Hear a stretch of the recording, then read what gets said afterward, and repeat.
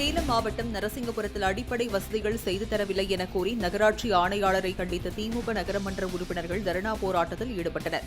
நரசிங்கபுரம் நகராட்சி தலைவராக திமுகவை சேர்ந்த அலெக்சாண்டர் உள்ளார்.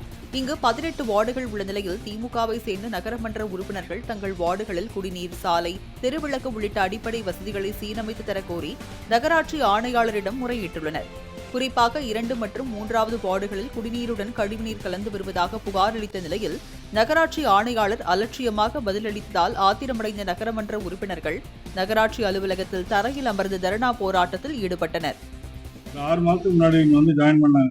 அப்பையிலிருந்தே பொதுமக்களுடைய கோரிக்கையை நாங்க தான் கொண்டு வரணும். ஒரு கவுன்சிலரா நாங்க கொண்டு வந்தா அதை நகர்மன்ற கூட்டத்திலையும் வைக்கிறது இல்லை, அவங்க செவி கொடுத்து எங்களை கேட்கறதும் இல்லை.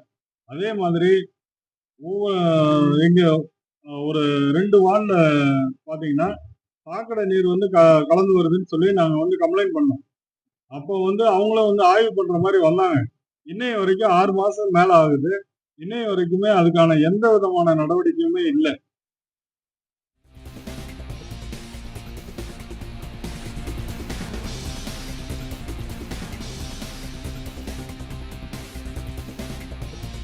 சென்னை மாநகராட்சி 14வது மண்டல மாதாந்திர கூட்டத்தில் அதிமுக மாமன்ற உறுப்பினர் அதிகாரிகளுடன் கடும் வாக்குவாதத்தில் ஈடுபட்டதால் பரபரப்பு ஏற்பட்டது.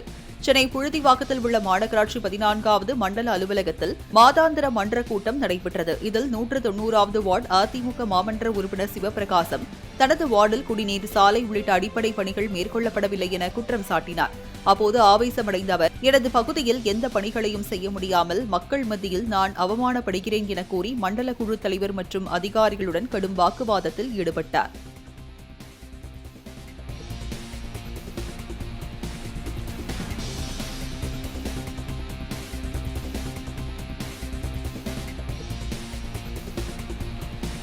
புதுக்கோட்டையில் உலக மக்கள் தொகை தினத்தையொட்டி நடைபெற்ற விழிப்புணர்வு நிகழ்ச்சியில் மாவட்ட ஆட்சியர் தாமதமாக வந்ததையடுத்து மாணவர்களிடம் மன்னிப்பு கோரினார். உலக மக்கள் தொகை தின விழிப்புணர்வு பேரணி நடைபெற்றது.